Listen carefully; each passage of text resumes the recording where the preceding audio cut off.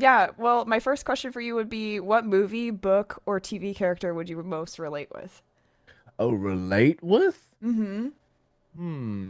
There's a my favorite movie of all time is The Road to El Dorado, the animated movie. Yeah.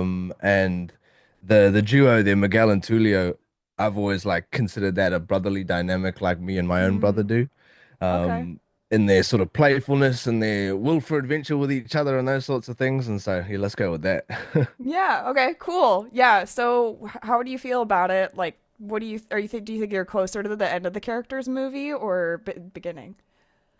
Um, I know that they do grow throughout that movie, of course, Yeah. but that search for adventure is there all the way to the end, even at the end of the movie where they think they're ready to like, or one of them's ready to settle down and the other one wants to keep going, their relationship with each other continues, like allows them to change their mind and just keep going forward, and they take, of course, the love interest with them in the in that Yeah. circumstance of the movie. But yeah, so I think I would say by the end though, because their relationship actually grows and they kind of mature by the end. So the adventure part's still there, but the maturity comes through, and they're not just so because they're a little greedy at the start of the movie. Right. So Yeah. they find their wealth, I think, in the adventure by the end, not the physical wealth that comes from what they were trying to achieve. Yeah, for sure. And then I know you mentioned your brother. Do you mind telling me a little bit about that and like why that relates to your brother? I'm actually curious about that. Yeah, no, because I mean, my brother have always had we have a very strong relationship with each other. We see lots of siblings who like to bicker, and they never really get over it. And we had our moments, of course, when we were kids. But now that we're grown up, I feel like we have quite a strong relationship together. And it's if we always wish that we could do more together. We just live far apart, these days. Yeah. But the essence is still there. Yeah, I love to hear that like over the years you guys have gotten closer. I know siblings fight and all that. I have siblings myself, so Right, I right. totally understand. Are you the oldest or are you the youngest? Well, in our household that we grew up in, I am the oldest, but both of us do have an older half brother, but he is now 52 and I'm Oh, okay. 25, so he's a lot older. A lot older. So we Okay. didn't like grow up with him, so to speak. So like in growing up, I was the oldest. Okay. Yeah. So yeah, that dynamic I'm sure was pretty interesting with like involving growing up and yeah, just like getting along and then getting along better over the years. Yeah. I'm also Right. the oldest, so I could understand I know. that And dynamic because as I well. see it, I got friends and they're once they bicker so much as siblings growing up, they don't really talk now that they're grown Yeah. up. And I was Yeah. like, nah, I can't be doing that. You only get well, in my case, you only really get one brother or the other older brother too. But like some families have got big families, so they can kind of pick and choose. Yeah. Well, I don't have the luxury of picking and choosing. Yeah. Yeah, you don't have the what is it? It's the chosen family for is it found family, chosen family, something Right, like that? right. Yeah.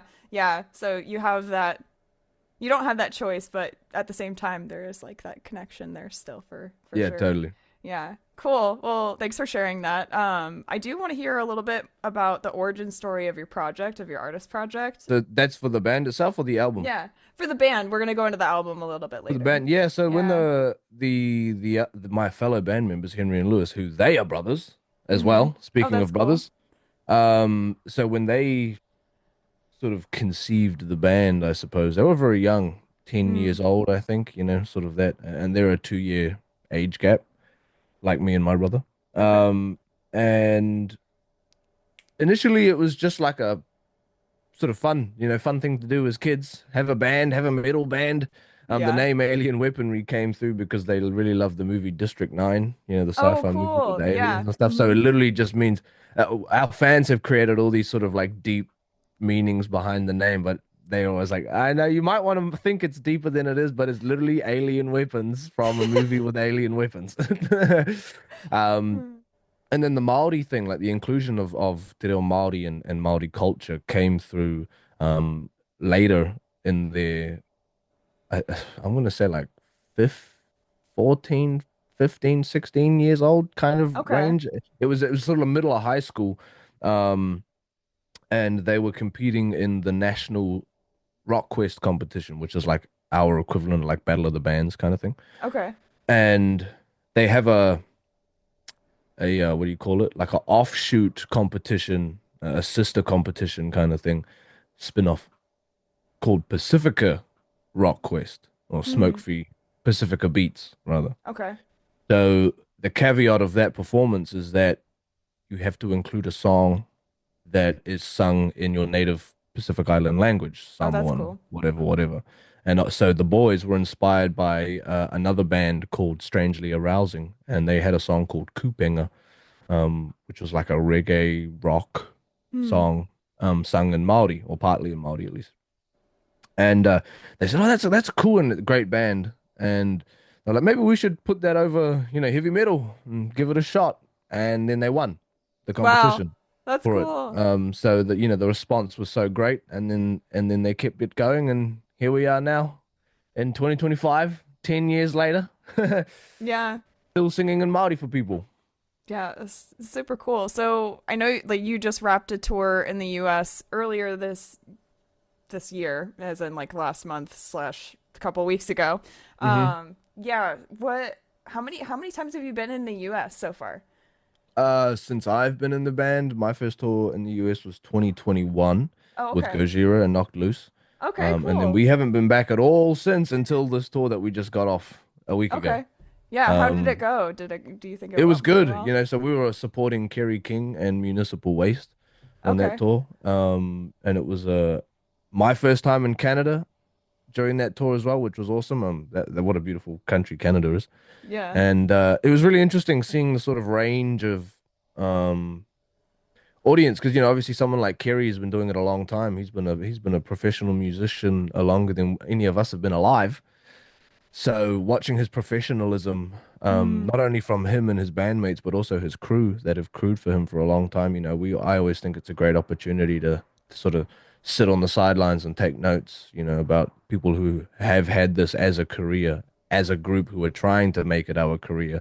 What is it that sets those sorts of bands and crew apart from just everybody else, so it was a really awesome Yeah. learning opportunity. And I think we were received relatively well from some of the crowd. Some of the Slayer fans are pretty diehard Slayer fans, so I think some of the shows they weren't as keen, but for the Mm. most part, it was a great tour. Okay. Yeah. Well, I mean, I think it's always really cool whenever you're able to go into those rooms and be able to take notes like you were saying. Right, getting it, Yeah. getting the first-hand experience, is you Yeah. can read up about it as much as you want, but actually getting the experience in is Yeah. a sort of unmatched, Yeah. really. For sure. What a privilege that is too. So, yeah, it's really cool. Who inspired you to as a musician and what were the songs you were practicing when you learned how to play? Oh, for me, my Yeah. number one favorite musician of all time is Michael Jackson. Okay. He's always been my number one. But the thing with Michael is, he, even though he's my favorite and he always has been, I'm not so. I wouldn't say I was like necessarily inspired by him Hmm. though. The only thing I say I would take from Michael in terms of applying it to my own craft is his sense of rhythm. Hmm. He has probably the greatest sense of percussive rhythm Hmm. and layering of any musician. But that's also a credit to Quincy Jones, of course, the famous Hmm. producer who did a lot of Michael's stuff. But if we're talking like directly right now, for like the upcoming album, I'm a huge fan of film. A film Okay. is actually I have a bigger passion for film than I do for music, Okay. and Hans Zimmer, the film score composer, who has Mm. done many a movie and many of the greatest scores of the recent decades, Yeah. um, has always been a huge influence for me. And the approach that I took going into this album was to try and achieve this. When you listen to a film score, what is it about the music alone that can paint the picture without having to look at the screen? And Mm. so, why does that music supplement what you are looking at on the screen to create the full emotion and the full image? And so, I kind of tried to wanted to take that concept with our music and be like, if you are listening to it on Spotify without watching a music video, can you paint the picture of the story especially because we sing in another language. So it's not obvious if you're not reading the translation what it is that we're talking about. So yeah, so at the he's always been a huge influence for me for many many years. For most of my life, I've had a passion for film and film score. So um, this is the first time I've really been able to apply it into a body of work that people will absorb. Yeah, I think that that's really cool that you do that as well because, or that the goal is to do that because you are catering to people who usually don't speak Māori. Yeah, but especially since you are translating in a way musically and people aren't going to understand by listening to it necessarily. They need to kind of feel it. And it's Hmm. interesting that you are going that soundtrack direction. Yeah, Yeah, well, I do want to know what Tera yeah. translates to, especially since I like decided that I wanted to Google it on top of looking at what I was sent. And it Hmm. seems like there's a couple of different meanings that could be pulled from it. So I'd love to Yeah, hear it. so te rā is in this context, it's a shortened version of Tamanui Te Rā, which is one of the Mm-hmm. tracks on the album. And Mm-hmm. Tamanui Te Rā is the Māori name for the entity or deity that is the sun. But it's more personified than just being the sun. Mm-hmm. And so, and the inspiration there comes from a famous story of Maui, the famous Polynesian demigod, and how he gave us the 24-hour day, so to speak, or the 12-hour day, is the sun would live in this pit in the ground and it would shoot up into the sky every day as it's a ball of fiery rage and it would shoot across the sky in the blink of an eye and you'd only have an hour to get everything done. And so Maui woke up one morning and said, I've had enough of this. And he woke up his brothers and he planned to trap the sun and slow it down.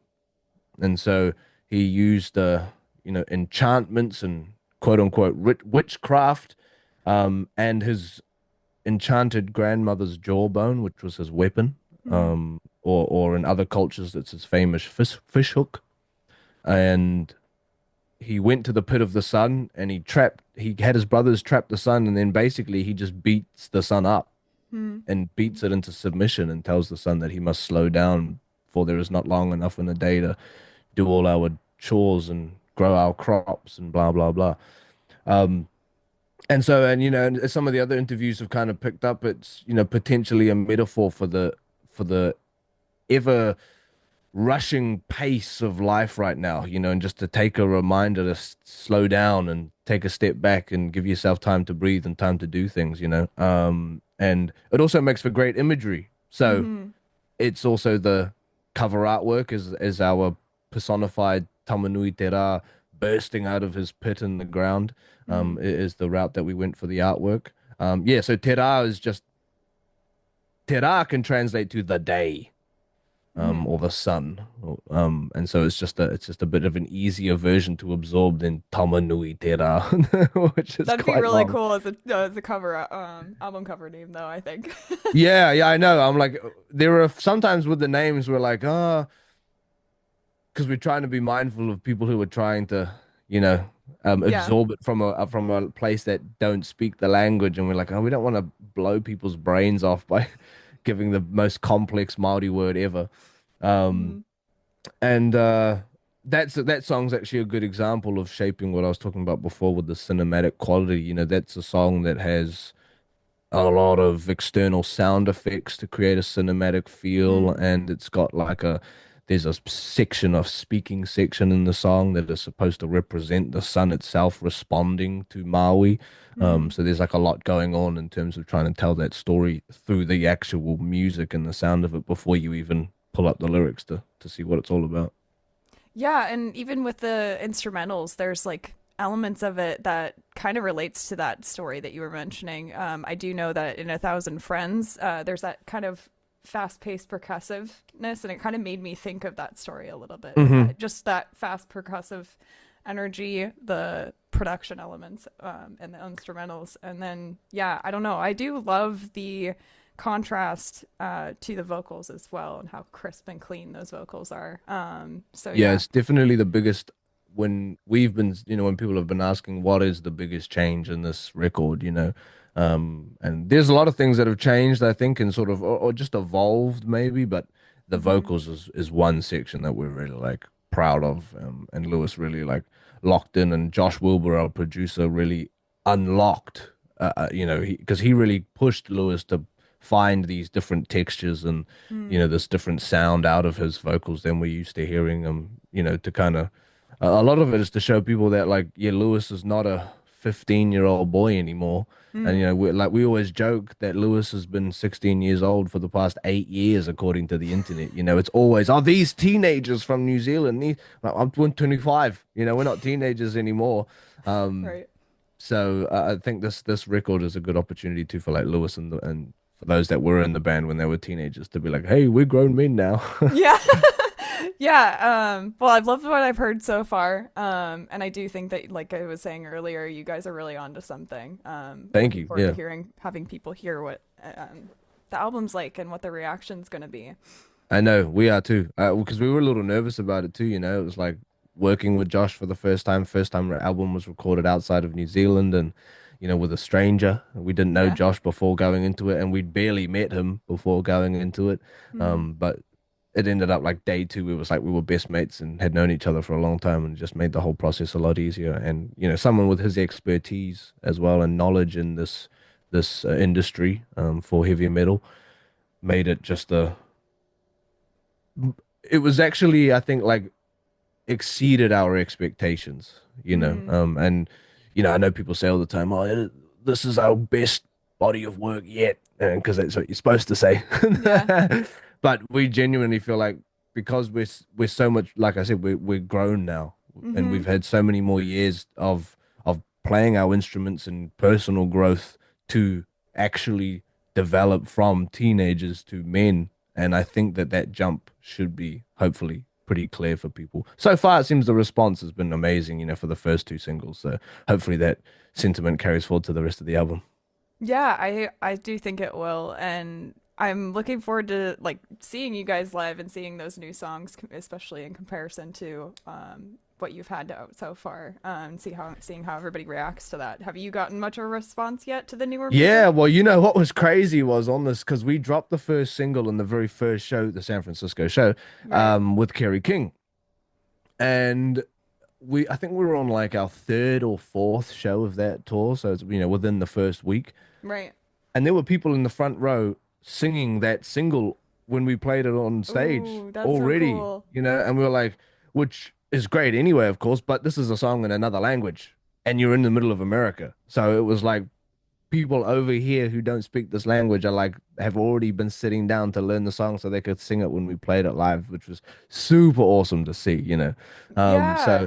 and that was with a crowd that obviously predominantly don't know who we are. So as a Yeah, I few was of the gonna people in say. the crowd are our fans that have come to the front row to watch our set. So it makes us really excited for we're about to kick off a headline tour in New Zealand. So it makes us really Mm, excited to see what it's like now playing for people who have come to see you specifically. yeah. So hopefully there'll be even more singing. Yeah, yeah. I think that that's really special too, that people like, especially whenever you're not the headlining act, people see your new song and memorize it and sing it out to you. That's really cool. I don't see that very often either. I know, So, and it blows our mind even more because it's in a different language. So they've hmm. really taken the time to get it locked in before they see it live. Yeah, yeah. It's such a cool sounding language. So I think it's really cool that you guys are sharing that with us and that we all get to hear it in different parts of the world. So, yeah. I know, and we think it suits it, of course. Yeah. Yeah. But no, I think too because it's also like there are a few aspects to the language that are considered tricky, but I think Te Reo Māori is considered one of the most phonetic languages in the world too. So like if you just learn the simple vowel shapes, it's actually not that hard to kind of pick it up. It's people normally struggle with the R sound, of course, if they're not Hmm. used to rolling the R, but the one that really gets people is the NG sound, the ng Yeah. sound. So like my actual full name is Tūranga.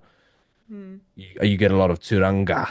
They go with the Oh, hard okay. G. So because everyone's always worrying about the R sound, because that's always the one that like it's the first sound that people Yeah. get worried about. It's like, oh, I can't roll my R's. Yeah. And so they spend all their time focusing on the R sound and then they actually get the NG sound more Yeah. wrong. Okay. in the grand scheme of things, because I'm always like, if you're talking to me, for example, saying my name, it's less jarring for me to hear Tūranga versus Tūranga. I'm like, Okay. and so that's one of the ones that slips up a lot of people. So I'm just generally curious about the Maori language as a whole. Is it? I was doing a little bit of research. Do they end each? Does each word end in a vowel? And is it kind of Yeah, a softer always. sound as well? Always. Yes. Okay, So every Māori word always follows a vowel consonant, vowel consonant, vowel, that's cool. ending in a vowel. NG and WH together are considered a singular consonant. Mm, Um, so that's the exempt from the rule, so to speak, is because the NG is a consonant together and the WH is a consonant together. WH that's makes cool. our F sound, so f. That's another one that gets a lot of people. They see it and like the song on the record Taniwha, everyone goes Taniwha. Mm, So that's one of the other little slip ups in the Māori language by reading it is WH makes a F. okay. That's always the first one, the counterintuitive one. I think that's the only one when I say it's one of the most phonetic languages, it's that WH that stops it from being the most phonetic language, I think. Got it. I think the vowel ending with the vowel sounds really helps for that. It does remind me just a tiny, tiny bit of Old English whenever you bring up the W, that you said the WH sound. hmm Yeah, with the, I can't remember. I'm really, really, really rusty in the Old English language, but they do that in a couple of their vowels and their consonant sounds as well. Well, and because this is the fun fact story behind why WH makes an F is exactly because of that. When Mm. the missionaries first arrived here, and they were the first people, because Maori didn't have a written, well, not a traditional, in the traditional sense, a written Mm. language. We used carving and we used moko to do our writing, but we didn't have like a script, a Okay. typeface. So when the missionaries arrived here and they started um, getting the language and turning it into a written form, um, the region that the missionaries landed in was up north, Mm. because of course it's the closest. That region though have a dialect where everybody else says that F sound, theirs is a more like a wh, like a Okay. white. Yeah. So it's that older kind of F-y w sound wh. So the region up here, whangare, if you were to say it now, was probably more like whangare, whangare, so Okay. it's like it has that. So they were like, oh, yeah, WH, it sounds like white and where and what not. And Mm. then they went everywhere else and everywhere else says it for. And they were like, and then actually some regions actually just do the w. They don't. And then other regions Mm-hmm. do the just a more like a h sound, like it's more like the H. So they went, okay, well, we've got one region that goes WH, we've got one region that goes w, and we've got one region that goes h, and then everybody else goes f. I guess we'll just keep it WH and figure it out from there. And it kind of the WH and other than the F kind of applies to all the other regional dialectal differences. So that's why the WH sound makes an F sound. Cool. Thanks for sharing Yeah. that. Whereas I if you would. like look at Samoan, for example, they have the F, talofa, lava. Okay. Theirs is actually written with an F, because I guess when the re missionaries showed up, they were using F. So Yeah. if they'd showed up to the region that had F, our written language would look a lot more similar to Samoan being another Austronesian language. Okay. Oh, that's interesting. Now I really want to dive into the origins of different things. I didn't go into linguistics, but I was an English major, so I was Right. trying to learn Old English. Couldn't end up doing that quarter, and I'm really bummed about it. It's probably my one regret in life. Never too Yeah. late. Never too late for sure, but whenever you have courses and essays and tests to keep you accountable, it's a little easier, you know? Yeah, that's true. Yeah. Well, cool. I did go on a little bit of a off the rails a little bit, but I'm happy to have done that because that was really insightful. So thanks for Yeah, no sharing worries. that. And you're all Yeah. good. I don't have anything to do after this, so All I'm in right. no rush. Okay, cool. Well, I did want to go a little bit more into the meaning of the album as a whole. I know we did go into comparing it to the sun and that story, but how does that compare to you guys and your guys' band as like who you guys are as well? Yeah, and so a lot of people have said, oh man, great album. But then like when they're talking about the content of the subject matter in the songs, they're like, man, there's a lot of heavy stuff going on. It's a very Mm-hmm. serious album. And that kind of goes hand in hand with, what I'm saying about they're not teenagers anymore. They're Mm. men with the capacity to absorb the world now from a grown-ups and a mature worldview, and there's a lot of serious things happening in the Yeah. world. The world, unfortunately, is probably more grim than it is the opposite. Yeah. And so, the songs are an outlet for us to express those struggles. Whether it be so Lewis predominantly writes all the English, well, he does write all the English stuff, I should say.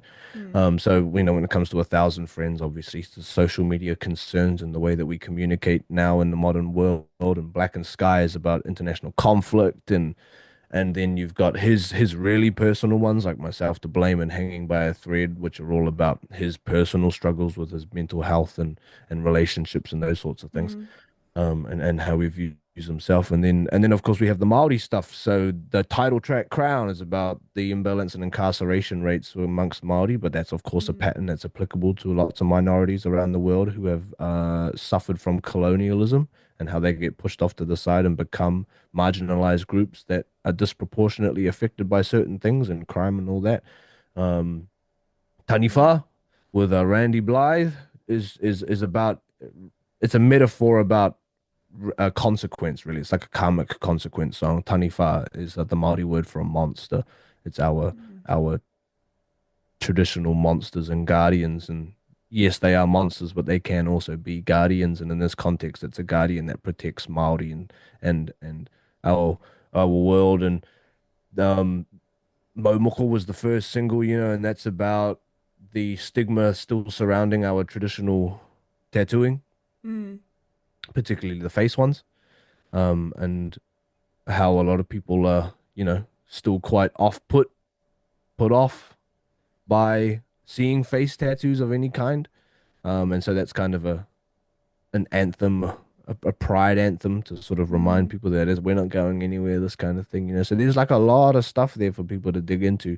I say there's only one song on the whole record that is just there because it's fun or because it was cool, and that's Ponaturi, which is literally just it's a folklore story about Mm. these like mer people, and they're like sea demons is probably like that's how we've translated it. Okay. Um and it's just about a guy who goes and kills them all. He just like fights them. It's like a very heavy metal story. We were like, that's just a cool story to sing about a Yeah. song. So that's the only song that has like no deeper meaning behind it. But all the Mm. rest are all about obviously what's happening. The Te Riri o Tāwhiri Mātea, which is like the big mouthful name.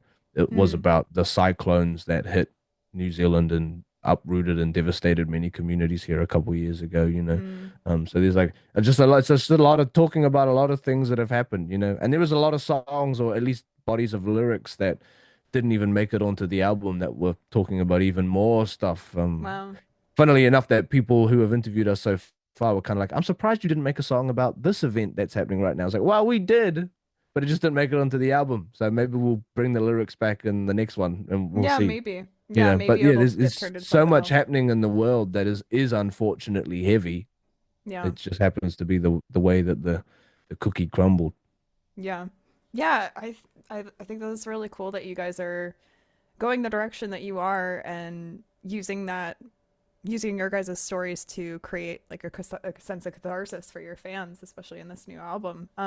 So yeah, I'm looking forward to hearing what people think about it, whatever it is out. So yeah. I know. And one thing we are finding right now too, unfortunately, because of the political climate all over the world, Yeah. is that we're realizing there is a unfortunate amount of people that don't actually absorb the art Mm. deeper than face value, you know. And we see a lot of romanticization of Māoridom, for example. Mm. This happened actually on this recent tour. Um, that a lot of people, in the same way that a certain demographic romanticize the Oh, Viking thing, gotcha. they do the same thing with us. Oh yeah, warrior culture. Oh yeah, I love that warrior thing. I'm a warrior, you know.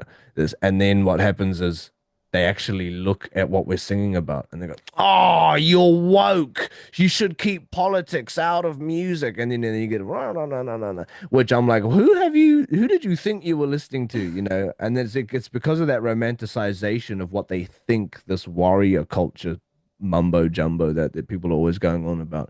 And so this album too, I think will hopefully ruffle up some more feathers for people, you know, especially that Yeah. title track, not the title track, sorry, the opening track, Crown, and Mm-hmm. these sorts of ones, you know, um, that really bring to light the imbalances in certain things and the, you know, the anti-colonialism stuff. So, um, and we always say we don't inherently try to be political. We just write songs about facts, the Yeah. truth.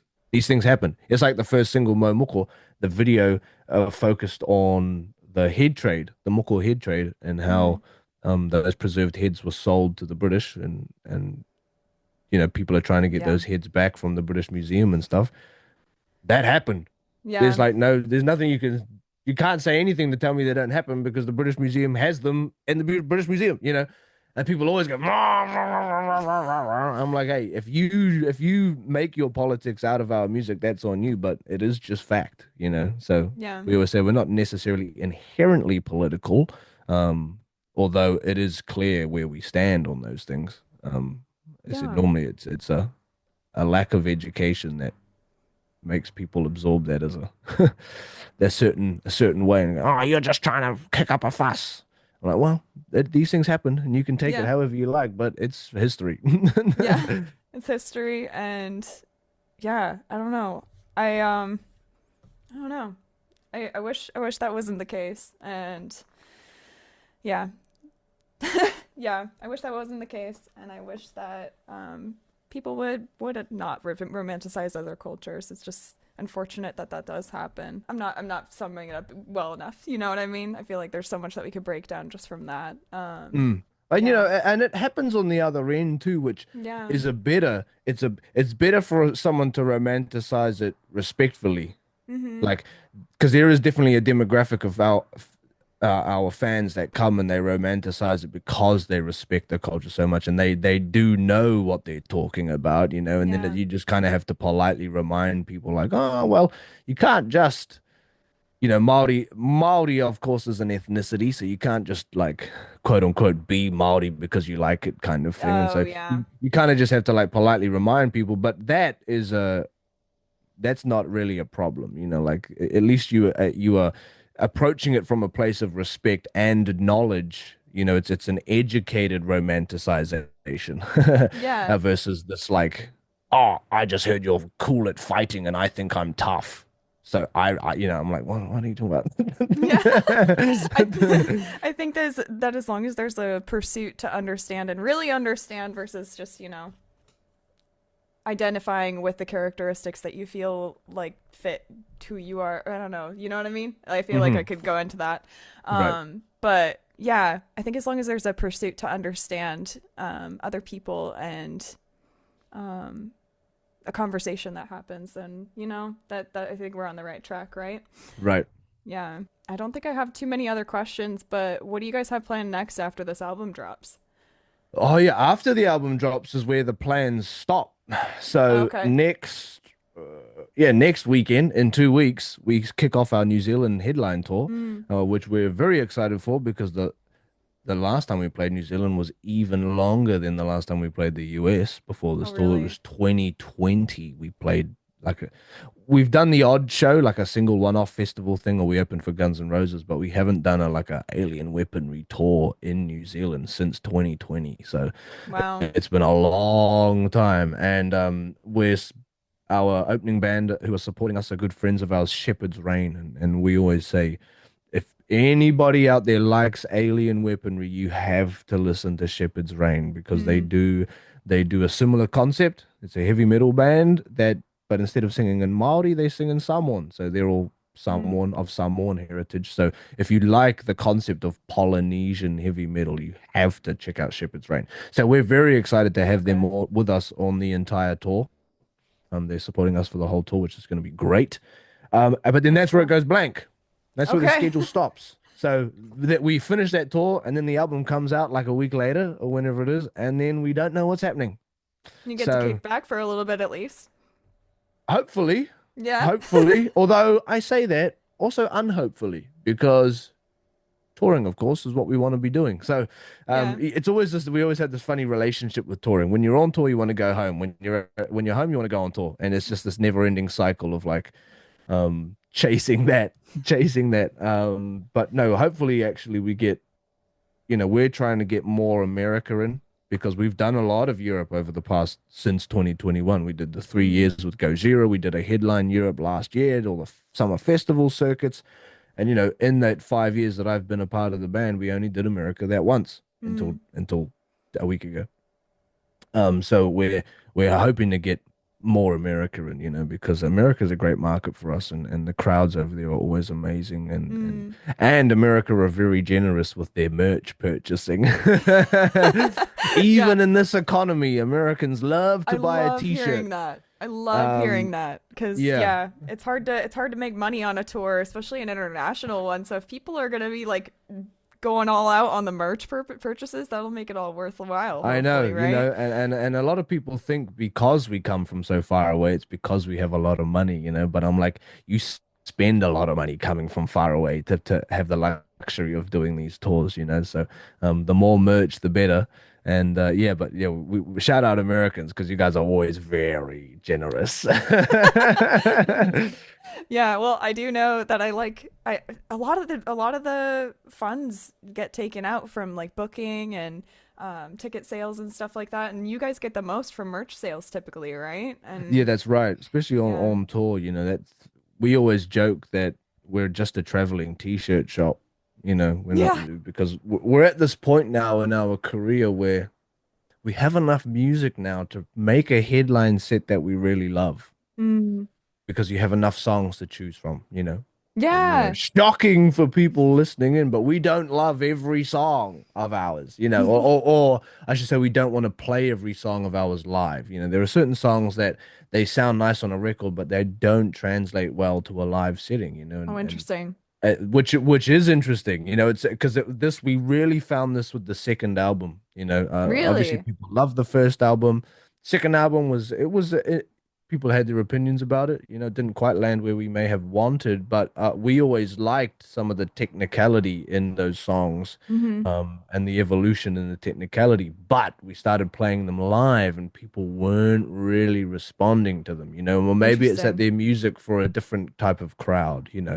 Not that we're nearly this level of technical in that album, but it makes me think of like when you were watching Animals as Leaders or like Mm. Polyphia, these bands that have all this technical music that's a different type of crowd go to watch. There's people who Yeah. go, musicians are going to watch those sorts of bands. Not that our music was that technical, but we were realizing like, oh, the people that are coming to watch us though, they want to run around in a circle and go Yeah. crazy. So a lot of those songs weren't landing live, even Got though we it. really liked them. Oh, I love that song. Why don't you just play that song live? And people are going, oh, yeah. So Yeah. um now that we're doing a headline tour and we have 3 albums worth of music to choose from, our headline sets are really a set that we really like, Mm. which is exciting. And on this New Zealand tour, we're playing the 2 new singles, Thousand Friends of Momoko, but then we're playing 3 other songs that off the new album. So our fans showing up to those shows here in New Zealand are going to be the first to hear even more of the new album than everybody else. Lucky, Which lucky. which is going to be we're really excited, but it's going to mean we have a lot of rehearsing to do because it's Mm. completely new songs, and something that we're finding at the moment is because this was the first album that I wrote for or was a Mm. part of the writing process, and I play bass on stage, but I am obviously a guitar player first. I wrote a lot of songs for like all the main riffs and stuff. Okay. So what and my playing style is a little different to Lewis's. So what we Mm. found when we started rehearsing for Mo Mukul was it required a lot more practice because he didn't write the song, so it wasn't already like Oh. I was like I can play it. Of course, because I wrote the bloody thing, and then it was like all of a sudden because in the studio I also recorded the guitars, because if I wrote the song, it was just quicker for me to play it, and then songs he wrote, he would record and play. So now we're kind of like, oh, we didn't really think about that. Now when we hit rehearsals, it's like Lewis has never played the song ever. Hmm. So he's like starting from square one while I've already got it. And then Henry, of course, played the drums, so he's kind of got the drums already sorted out. And so we're playing one song that's the inverse of that Lewis wrote. And so I'm like going, what the heck do I play this song? Um, so we've got a lot of rehearsing to do before we hit the studio, but That's we exciting though. yeah, we're really excited because we really like the set list that we have now. It's one of the ones where we're feeling really strong about it, and we think we will Mm, be able to make it even better once the actual album comes out. Because there's a lot of songs on the new album that we all really love and would love to have in our set list, but we're like, can't play everything off the bat, you know. Need to yeah. give people the Got to play a songs that couple of they the know. hits. That's Yeah. right. That's right. Hmm. To be fair, we enjoy playing pretty much all the hits. People always wonder, do you get sick of playing the same song? I'm like, well, when they're fun. So a lot of Yeah. like Kai Tangata, for example, of course, is the song that we will, if we do this for the rest of our lives, that song will be on the set list for the rest of our lives. And you kind of That's have to fun. you have to accept that. But we enjoy playing it. It's a fun Yeah. song to play live. It's a great song for the crowd. They always respond well. So as long as people enjoy it, I think we enjoy it.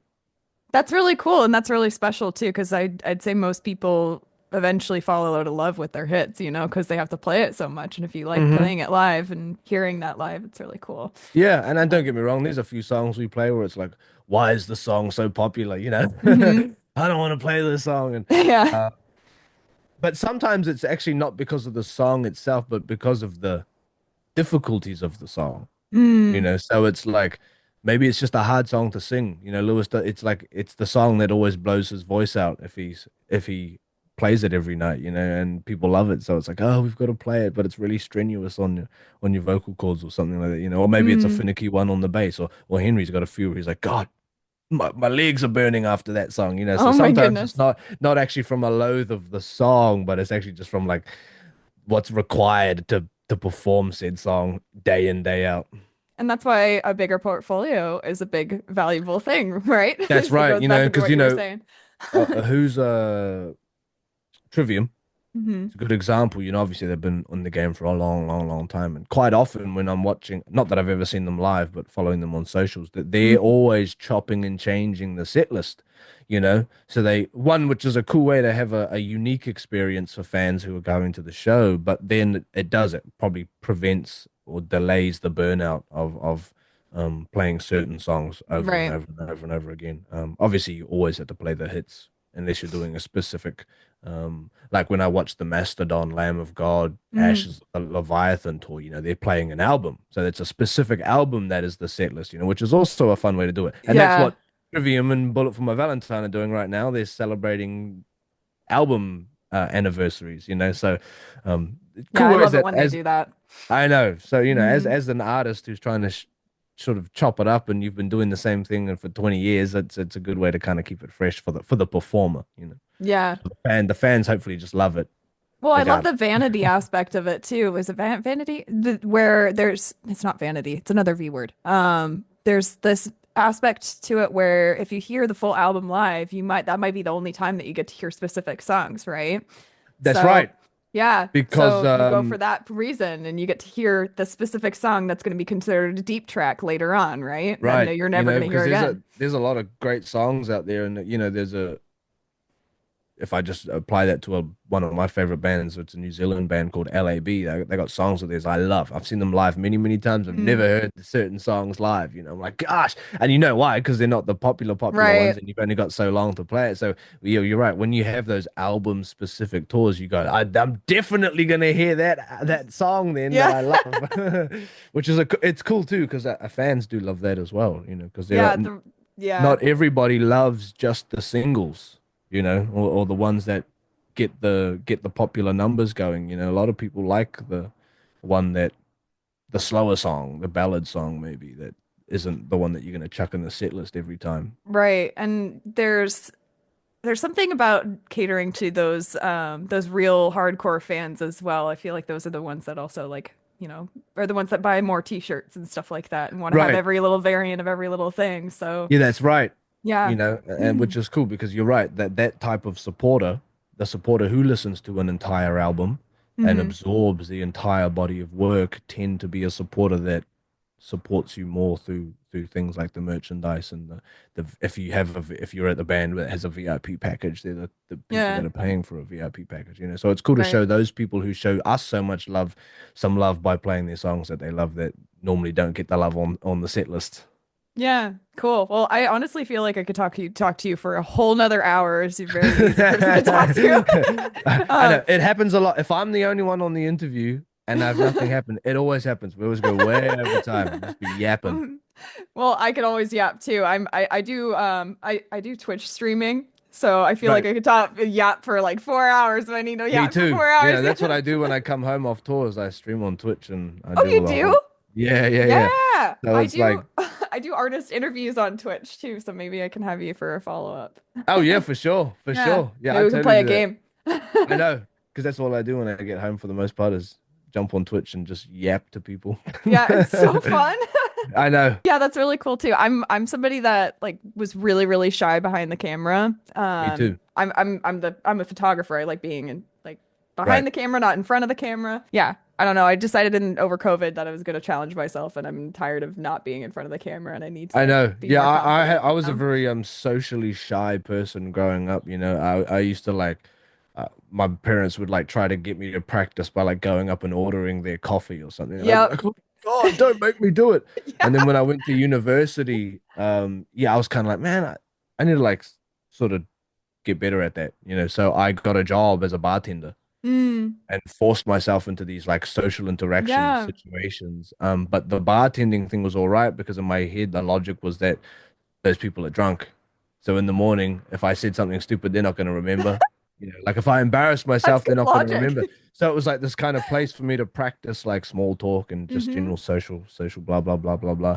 That helped a lot with my confidence, you know, because actually growing up, I used to even hate performing on Mm. stage. Yeah, I always loved music, but I loved it from the privacy of my bedroom. Mm. And so I tried to do the band thing in high school, and I was actually in other bands with Henry, our drummer, before like Alien Weaponry, and Okay.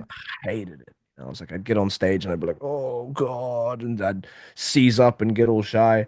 And so when they reached out to me, had they reached out to me like a year earlier, I probably would have said no, you know, about Mm. auditioning for the band. But since then, I'd done all this bartending and I'd got a lot more confident. And I was like, yeah, why not? Let's give it a shot, you know. Cool. Yeah, there's nothing Um, like exposure therapy. I feel like That's that is the right. most And then it's effective only way. gotten better over the past 5 years because of social media and streaming. Yeah. Streaming was great practice because you just get good at talking to people's chat and just letting the mouth go. Blah, blah, blah, blah, blah. Yeah. Yeah, you get good at doing that. And then there's I know there's nothing like quite like talking with people in person, but definitely Right. over the pandemic, like man, that helped Yes. us so much with that A lot of isolation. zooming and stuff. And Oh. and then when I did last year, a whole year of I was the interviewer, you know, Mm. help give me an insight into what that's like to be the one asking the questions, not just always answering them as well. So I think that has then also helped me with the when I do this stuff now. So That's yeah. interesting. Yeah. I haven't thought about that too much as I've never really been interviewed, but yeah, that would make a lot of sense doing the other Yeah. side a little bit. You know, and it gave me a little bit more respect for like, because sometimes I think when you do 50 interviews for promo and 40 of them pretty much ask you the same questions, Hmm. you kind of go, oh, yeah, you know, you can get a little tired of it as the interviewed. Yeah. But then when I was doing the interviews, all of a sudden I was like, the whole concept of what I was doing was to ask different people the same questions. Yeah. And I was like, oh, you know, okay, I'll just shut up then.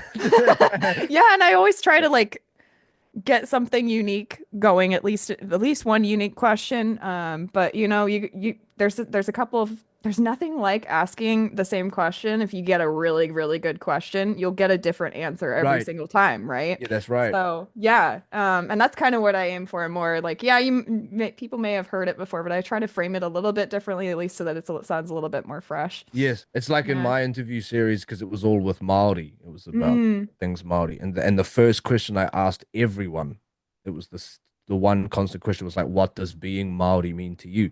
Simple mm, question, but it's one of those ones that like everybody had a completely different answer, you know. So it's like yeah. it's just one of those questions that spawns a lot of it, and they always have a pretty instant they know, you know, they go, oh, yeah, okay, I know exactly how I'm going to reply to this. And then the next guy says something completely different. So, Yeah. Even though it's like a repetitive question in my head, you're like, no, it's a good question though. Yeah. Yeah, you know it's a good question whenever people answer it differently and you can create entire different conversations off of that one question, right? Right, right. So, yeah, that's kind of the goal that I've been trying to like build to because, there's part of it is of course confidence in executing that question and Yes. executing that well and then also using the research that you've used to back that up, right? So, Yeah, totally. And I yeah. mean, it works because Yeah. not everybody can sit on there for an hour, Hmm. and just keep going. Like we do plenty of interviews where they just read the thing, see ya, and then they're moving on, But obviously, people are busy and that not everyone has the luxury to go over time. But like there's a lot of people who don't do the conversation part of an interview. They just do the Yeah. question and the answer, which Yeah. is fine, and we get why that exists, because it's just to get all the points out and get them on paper so that people who are absorbing whatever content it is that they present those interviews on can get a clear picture. But Yeah. for us to break it up, it's nice to have a one that feels like a conversation every now and then. Yeah, cool. Well, I hope that I was able to do that for you. Yeah, absolutely you were. Yeah, cool. Yeah, that's been taking a lot of practice as a recovering awkward person that Right. definitely worked with the Oh, script I because get they it. were like, ooh, nervous, I get shaky, it, all that. Yeah. totally. Hmm. Even when I was used to being interviewed, as soon as I swapped to doing the interviews, I did 15 of them last year, and by the end of them, I was like so much. The interviews could be like all of a sudden I was able to get them a little more truncated because I was sort of waffling less, and because Mm. you're learning the skills. So I'm like, yeah, I get it. Yeah. Yeah. Yeah. There's still so much that I could learn too. So it's always really cool to meet people and meet more people and see where people go with their conversations. And yeah, I don't know. I love doing it. I've been doing it for a few years now and it's been really cool. Yeah, nice. Sick. Yeah. Yeah, cool. Well, I do not want to take too much more of your time, but yeah, I that's pretty much all the questions I have for you, but I could go for another while. So Yeah. let me know if you do want to hop on Twitch sometime. Yeah, And then sounds we can good. chat then we can chat for 4 hours easily. Right, right, right. Yeah, sounds Cool. good to me. All Thanks for right, the chat. cool. Yeah, then thanks for having me. Time to go get some breakfast. Yeah, I'm gonna eat my lunch. Yeah, lunch for you, right? Yeah, Yeah. 10 o'clock here. Yeah. Oh my goodness. I know, breakfast time, early time. And I'm still on like waking up mode from tour because yeah, Mm, when we got home actually a week ago today, we got home a week ago, but instead of coming home, there was our national haka competition was mm. on last week, and it's Oh like wow. 6 days, 5 days long. And I'd never seen one live because normally I'm always away. Mm. And I got home and they were 3 days into it, and I was like, I'm going to watch it. So I got straight off the aeroplane and drove 6 hours to where the Wow. event was being held, and I've been there for the past week. And I got home Oh wow. So you yesterday, really are just Tuesday. recovering. No, Oh my no, gosh. literally, I'm like, the past 2 nights is the first time I've been in my own bed in 6 weeks. I'm like, oh, heaven. Yeah, I bet. Oh my gosh. Well, I'm gonna definitely let you have your breakfast and rest really well. I hope everything goes really well with that. Yeah, thank And you. And yeah. hopefully we'll be back over there and you can watch us live. Yeah, for sure. Yeah. I'm so mad I missed you guys. Yeah. So hopefully this we're not going anywhere anytime soon. So there'll be Yeah. plenty more tours. Yeah, I think so. I think Yeah. you guys are onto something. We hope so. Yeah. Cool. It's nice chatting with you and Yeah, thanks you for all your too. time. Enjoy the rest of your day. You too. Bye. See ya.